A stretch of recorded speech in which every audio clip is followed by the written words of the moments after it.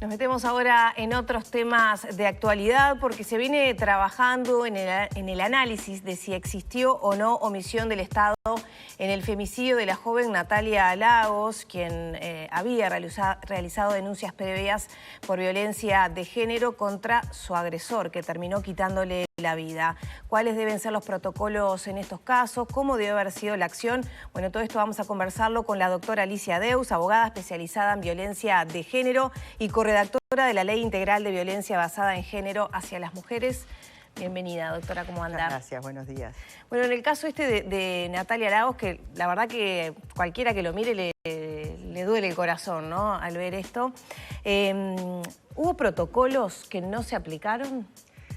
Bueno, yo creo que acá falló el sistema de justicia, sin duda, para hacer una adecuada valoración del riesgo que estaba corriendo esta chica, que hay indicadores, protocolos, hay instancias en el proceso que prevé la ley para que el equipo técnico del juzgado, que es quien dispone las medidas, haga una valoración del riesgo.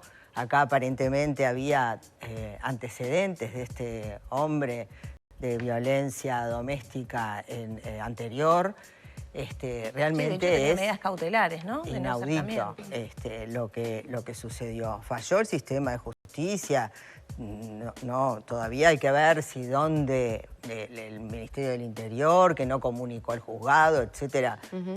Falló el sistema de justicia en su conjunto, eso es una realidad. Falló el Estado en su deber de debida diligencia para prevenir y proteger adecuadamente a las personas. Y fallamos todos, ¿no? Porque estas situaciones dramáticas se reiteran.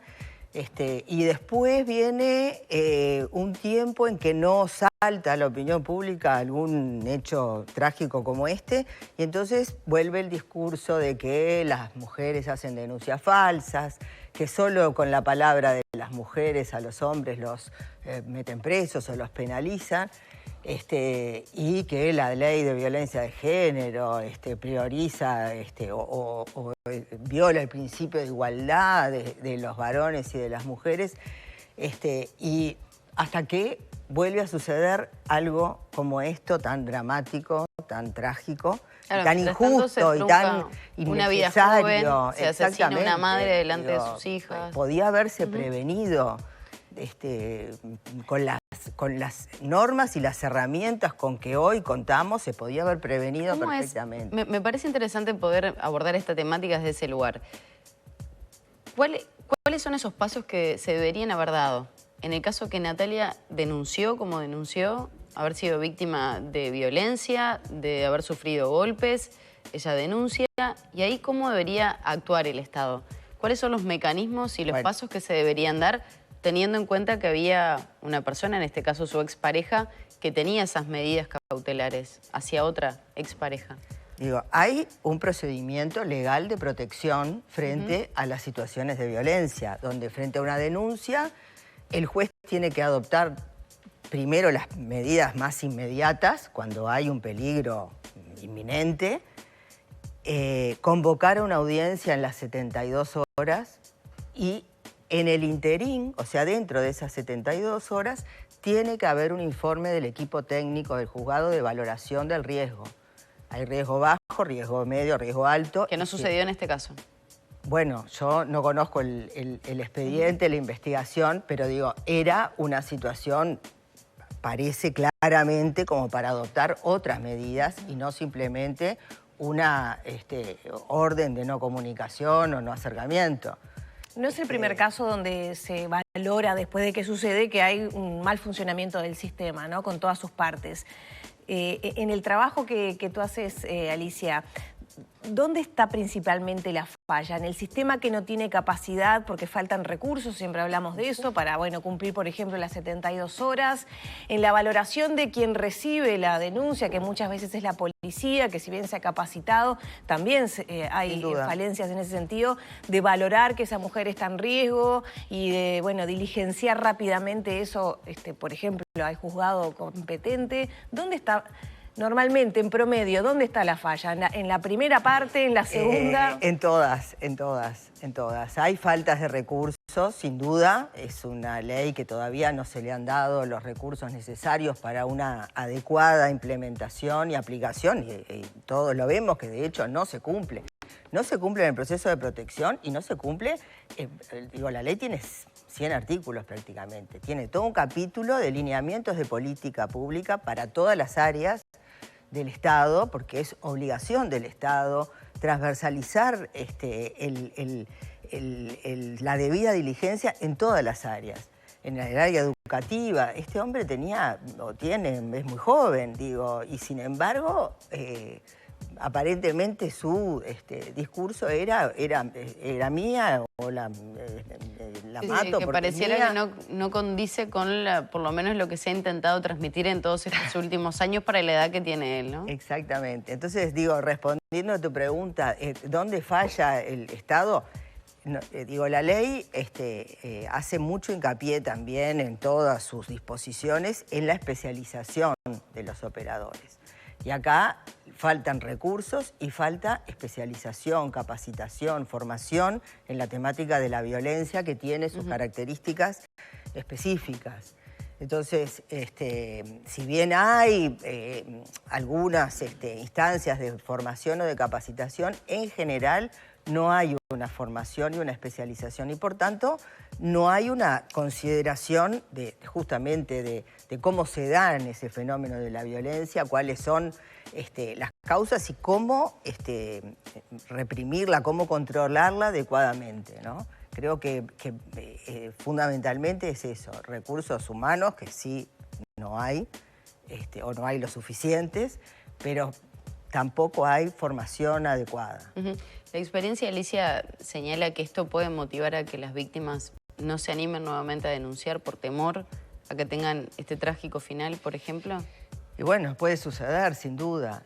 Creo que hoy han aumentado las denuncias indudablemente porque hay, mayor conciencia, ¿no? Hace muchos años, directamente se entendía como algo normal la violencia, sobre todo la violencia de pareja o la violencia intrafamiliar. Las propias leyes hablaban del crimen pasional y lo consideraban como un justificativo, ¿no? Pero no sé, si esto puede ocasionar que las víctimas no denuncien. Ojalá que no.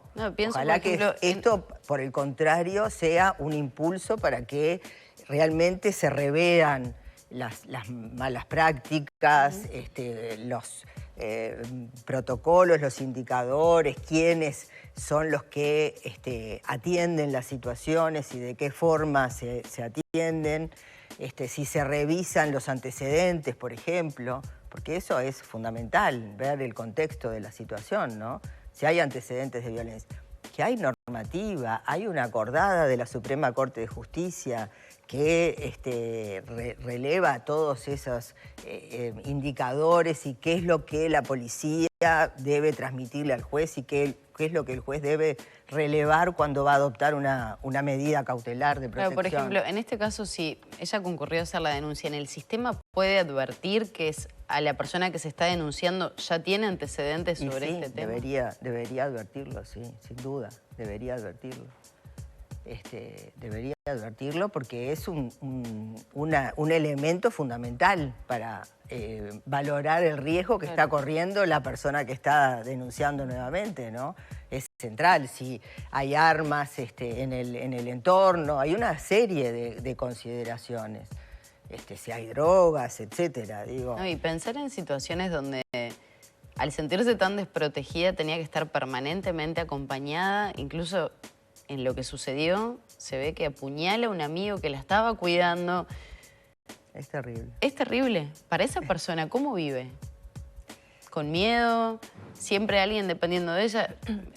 Sí, ves. Leí algunos relatos sobre el amigo que le pedía por favor que no lo matara porque tenía un hijo. Sí, un horror todo el contexto.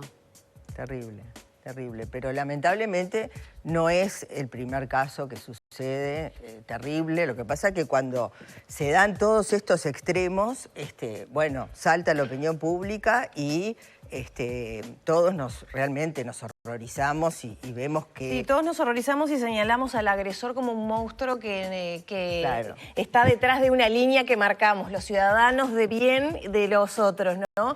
Y creo que ahí está uno de los principales errores, ¿no? Saber que está la violencia que estas cosas son distribuida en y que todos. es una cuestión estructural de nuestra sociedad, ¿no? Lamentablemente, y que eso requiere cambios culturales también.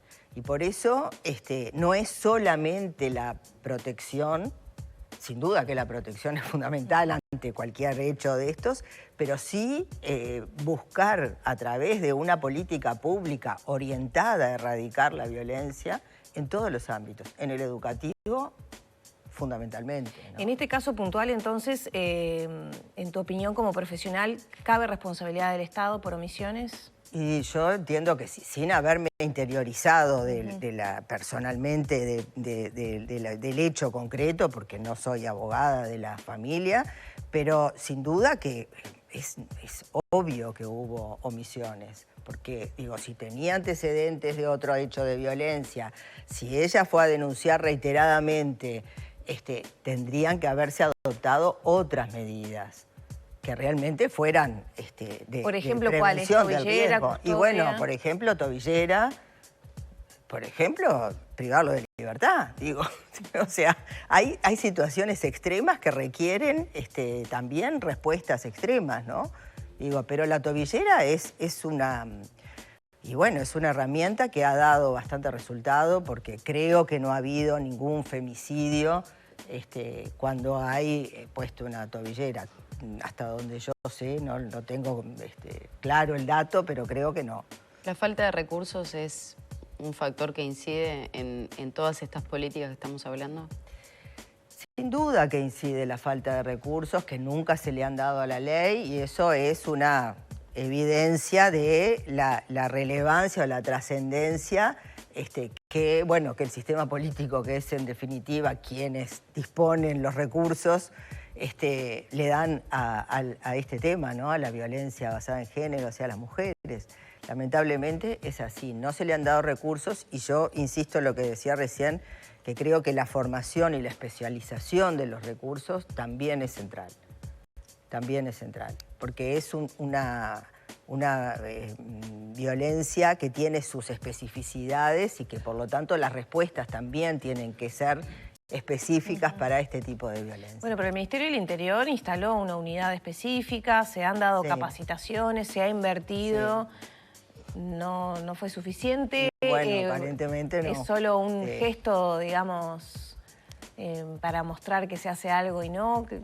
Desde ustedes, los operadores también, ¿qué valoración tienen de eso? Yo creo que sí, que ha habido formación, que ha habido capacitaciones, pero no lo suficiente, porque realmente la situación no ha tenido una mejoría, no ha habido cambios sustanciales en la problemática, ¿no? Sigue habiendo miles de denuncias, sigue habiendo falta de respuestas adecuadas y este caso lamentablemente lo muestra en toda su crueldad. Y lo que mencionábamos recién también, el pensamiento y la creencia que tiene cada uno sobre este tema. Porque si hay un efectivo, o sea mujer u hombre, que ante ese tipo de situaciones, por más formación que tenga, siempre trata de esquivar el tema por una justificación, ¿a qué habrá hecho? ¿Lo habrá engañado? ¿No? Bueno, también atraviesa un poco la creencia que tenga cada uno. Decíamos, un joven de menos de 30 años diciendo, o sos mío, no sos de nadie. ¿Qué pasa con el resto de los actores? A eso me refiero cuando hablo de los cambios culturales que tienen que ir mucho más allá y que la ley prevé en ese capítulo de lineamientos de política pública de cambios culturales en todos los ámbitos. Pero bueno, lo que se ha dicho es que fue mal informada, o por lo menos lo que dijo la hermana en los medios, de que le dijeron que tenía que esperar 180 días. Eso es una falta no es así, directamente no es así lo que dice la ley. Y no hay que esperar 180 días de una medida para poder aplicar explicar otra. No sé si eso fue tal cual lo dijo la hermana, si realmente el operador que la atendió le dijo eso, pero es un error grave, grosero y no puede suceder eso, ¿no? Realmente el no dato puede suceder. que el femicida sea un ex policía creo que no es menor. ¿Qué está pasando ahí? Además, un hombre muy joven también, ¿no? Sí, y bueno... Digo, son conocidos además las situaciones de violencia, además que muchas veces... Se le había retirado el arma. Se le había retirado el arma. Por la situación anterior. Claro, eso es o sea, el Ministerio, en definitiva, ¿no? Actuó en consecuencia, vio un riesgo y tomó las medidas del caso, exacto, ¿no? Quitarle el arma y darle de baja. Sí, lo llamativo es que ese antecedente tan significativo no haya sido tomado en consideración, ¿no? Habría que ver ahí qué es lo que pasó, por qué no se tomó en consideración, por qué no se acompañó en la información de la situación ese antecedente que es fundamental, fundamental para valorar el riesgo que estaba corriendo esta chica. Doctora, la ley siempre se ha señalado de los colectivos que trabajan en este tema, nunca se aplicó en su totalidad, ¿no? Por falta de recursos, por etapas que estaban previstas también. ¿Hubo un freno de todas maneras en la aplicación, en el avance de esta ley que debería, digamos, estar como más en pleno funcionamiento de lo que está? Y bueno, yo creo que falta voluntad política para una adecuada aplicación, dotarlo de recursos, de especialización de los recursos, de cambios en las currículas educativas, para buscar esos cambios culturales que hagan que un hombre de 29 años no se considere más dueño de la vida de otra persona, ¿no? De una mujer, porque estamos hablando de violencia basada en género. O sea, porque este tipo de agresores matan a mujeres. Eso es lo que tenemos que tener claro, ¿no? No es la violencia en general, sino que es... O sea, los hombres son los que en forma desproporcionada cometen los homicidios, pero indudablemente los femicidios los cometen los varones, lamentablemente. Con esto no quiero decir que todos los hombres sean homicidas, ni femicidas, ni mucho menos, por supuesto. Pero sí que hay una cuestión cultural y estructural de violencia y que esto hay que reverlo desde todas las áreas del Estado que están involucradas. Bueno, hablando del Estado, del poder, y hablamos de efectivos policiales, ayer se conoció la condena a 3 guardias de la Republicana por violación. ¿Qué consideraciones también podemos hacer, más allá de todas las medidas a nivel judicial, a nivel del propio ministerio que se adopten? ¿Qué pasa allí? ¿También hay una correlación de poder entre yo, hombre, soy efectivo policial, tengo determinado poder sobre las mujeres? ¿Qué pasa? Bueno, ¿Qué análisis o abordaje se hace sobre eso? Sin duda que sí, ¿no? Sin duda que ahí se juntan... Que no generalicemos, no son todos. No, hay mucha gente que tiene una conciencia y entiende que eso no es así, pero hay otros tantos que tal vez un uniforme le da cierto poder. Sin duda, se conjuga un ejercicio abusivo de poder con elementos de machismo y de violencia, donde, bueno, la conjunción es trágica también, ¿no? Digo, es un abuso de poder inadmisible, y esto también hace a la formación de los cuerpos policiales, donde deberían ser como mucho más rigurosos, porque estas cosas también lamentablemente suceden con bastante frecuencia. Entonces, sí, porque indudablemente el policía está en una situación de poder frente a los ciudadanos comunes, empezando porque tiene armas y tiene poder de sujeción de la persona. Entonces ahí es donde, bueno, la capacitación, la formación, una selección rigurosa tendría que estar dentro del Ministerio. Ministerio del Interior, ¿no? Alicia, ya tenemos que cerrar, pero te quería preguntar, ¿la ley de corresponsabilidad de la crianza ya está surtiendo sus efectos a nivel legal? Bueno, está vigente. Vamos a ver cómo se da en la práctica de los tribunales. Yo confío en que bueno, los principios que informan tanto la Convención Internacional de los Derechos del Niño como nuestro Código de la Niñez lleven a que se siga resolviendo en base al interés superior del niño. O sea, el interés superior del niño, que es un concepto complejo, pero que atraviesa toda la Convención, establece que el interés del niño debe ser prioritario frente al interés de los adultos, en este caso que están cuando hay un litigio, por ejemplo, por la tenencia, etcétera, ¿no? El interés superior del niño es, además, supone que la perspectiva desde donde el tribunal, el juez, el decisor va a analizar los hechos es desde la perspectiva del niño, de la niña o del adolescente involucrado y no desde los adultos. Entonces, bueno,